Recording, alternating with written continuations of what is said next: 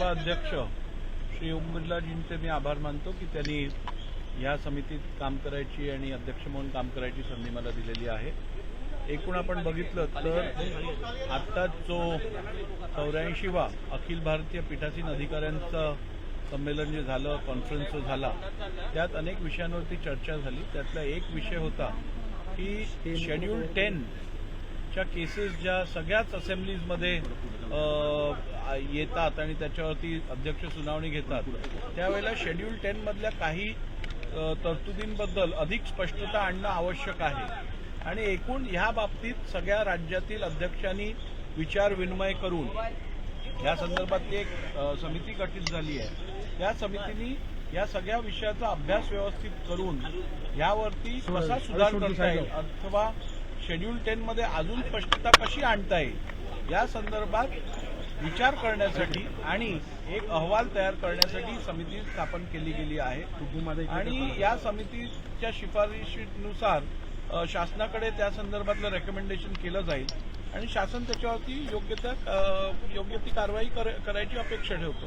उद्धव ठाकरेंनी अशी प्रतिक्रिया दिली की लोकशाही संपवण्याचा हा घाट घातला जातो का, ज्यांनी 10 शेड्यूल कुठेही नियमात पालन केलं नाही मागच्या सुनावणीच्या दरम्यान किंवा मागचा जो निकाल दिला त्या दरम्यान, कुठेतरी लोकशाहीची हत्या करण्याचा हा प्रकार आहे। तुमची जी निवड झाली त्यावर प्रतिक्रिया दिली उद्धव ठाकरेंचं माझ्यावरचं प्रेम जगजाहीर आहे, त्यामुळे ह्याच्यावरती काही मी विशेष बोलू इच्छित नाही। त्यांनी दिलेल्या शुभेच्छांबद्दल मी त्यांचे आभार मानतो। एवढंच सांगू इच्छितो, आपल्या राज्यातील आपल्या सहकार्याला अखिल भारतीय ही समिती जी आहे त्याची एखादी जबाबदारी प्राप्त झाल्यानंतर खरं तर राज्यासाठी गौरवशाली असा क्षण आहे। त्या संदर्भात शुभेच्छा देऊन एक प्रकारचं विश्वास दर्शवण्याऐवजी आपल्याच सहकार्याबद्दल अशा प्रकारचं वक्तव्य करणं हे केवळ अशा लोकांकडनं अपेक्षित आहे ज्यांना आपल्या राज्याबद्दल किंवा आपल्या राज्यातील व्यक्तीबद्दल अस्मिता नाही आहे। संजय राऊत यांनी जितेंद्र आव्हाडांनी अशी प्रतिक्रिया दिली आहे, ज्यांनी अनेक पक्ष फिरून आलेले आहेत त्यांच्याकडेच या समितीचं अध्यक्षपद दिले। मला वाटतं माझ्यावर वैयक्तिक टीका करण्यापेक्षा मी केलेल्या कार्याबद्दल बोलायची जर आपल्याकडे धमक असेल तर ते जास्त योग्य राहील। मी वारंवार विचारलंय की तुम्ही केवळ बिनबुडाच्या टीका करत आलाय, मी जो निर्णय दिलाय त्या निर्णयात कायदेशीररित्या काय चुकीचं आहे हे दाखवून द्यायची धमक ना जितेंद्र आव्हाडांमध्ये आहे ना उद्धवजी ठाकरे करू शकले आहेत आणि संजय राऊतांचा तर हा विषयच उद्भवत नाही। राष्ट्रवादीच्या सुनावणीसाठी आता 15 दिवसांचा अवधी वाढवून देण्यात आलाय। 15 फेब्रुवारीपर्यंत तुम्हाला एक्सटेन्शन दिलंय असं म्हणायला हरकत नाही। साधारण कधीपर्यंत निकाल अपेक्षित आहे सर? नाही, आज राष्ट्रवादी काँग्रेस पक्षाच्या याचिकेसंदर्भात सुनावणी झाली तर आज आम्ही एव्हिडन्स दोन्ही बाजूचा क्लोज केलेला आहे। उद्या आणि परवा 2 दिवस यावरती अंतिम सुनावणी होईल आणि 31 तारखेला ही मॅटर क्लोज फॉर ऑर्डर्स होईल।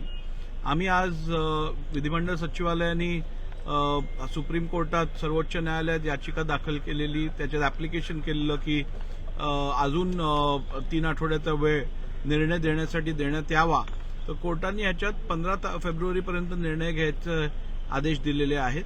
त्यामुळे मला खात्री आहे 15 फेब्रुवारीच्या आत अंतिम निर्णय जाहीर केला जाईल।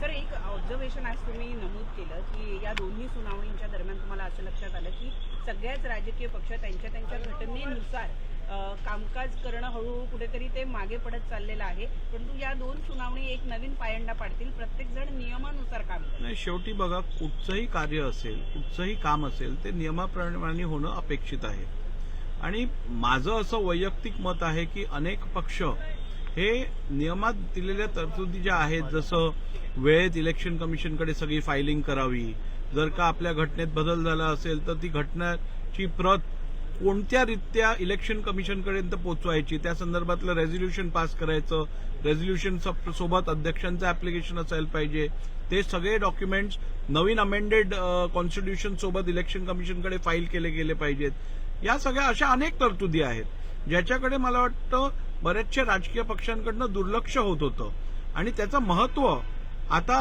असा प्रसंग घडल्यानंतर लोकांना पटायला लागलाय।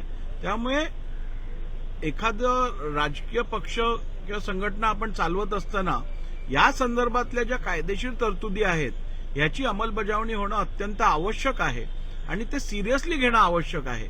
आणि मला वाटतं यातून निश्चितपणे ह्या पुढच्या काळात आपल्याला तशी कारवाई राजकीय पक्षांकडनं होताना दिसेल अशी अपेक्षा करतो. सर, राष्ट्रीय स्तर पर जो समिति गठित की गई है, आपकी नियुक्ति पर सवाल उठाते हुए उद्धव ठाकरे ने कहा है कि ये लोकतंत्र की हत्या है. देखिए, उद्धव जी का मेरे ऊपर जो विशेष प्रेम है वो तो सभी को मालूम है, इसलिए इस बारे में मुझे कुछ विशेष बोलना नहीं है.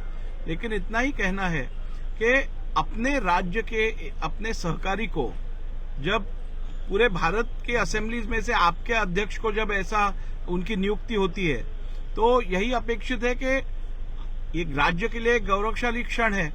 इसका स्वागत करके हमें इसके बारे में अभिनंदन करना चाहिए. लेकिन उद्धव जी ने शायद उनको राज्य की अस्मिता और राज्य के बांधों के बारे में उनका प्रेम ये व्यक्त करने का अलग अंदाज है उनका. लेकिन मैं उन्होंने दिए हुए शुभेच्छाओं का स्वागत करता हूं और उन्हें धन्यवाद कहता हूं. और मैं समझता हूं ये जो अपॉर्चुनिटी मुझे दी गई है लोकसभा स्पीकर ओम बिरला जी की ओर से, मैं उनका आभार व्यक्त करता हूं. और निश्चित रूप से आने वाले समय में शेड्यूल 10 में जो क्लैरिफिकेशंस, जो अमेंडमेंट्स, जो सुधार लाने की जरूरत है, इस विषय के ऊपर अभ्यास करने के लिए गठित की हुई इस समिति के द्वारा उचित कार्य किया जाएगा. और निश्चित रूप से शेड्यूल 10 को और अच्छा बनाने की कोशिश हमारी ओर से होगी. एनसीपी डिस्क्वालिफिकेशन की हियरिंग में अब क्रॉस एग्जामिनेशन से खत्म हो चुके हैं, आगे की कार्रवाई किस तरह से? एनसीपी डिस्क्वालिफिकेशन पिटिशंस के विषय की क्रॉस एग्जामिनेशन आज पूरी गई. एविडेंस पूरा कंप्लीट किया गया है. उसमें evidence in chief, cross examination, दोनों साइड के दोनों प्रोसीडिंग्स कंप्लीट किए गए हैं. कल और परसों इसके ऊपर अंतिम सुनवाई होगी और 31 जनवरी 2024 को ये मैटर क्लोज फॉर ऑर्डर्स किया जाएगा.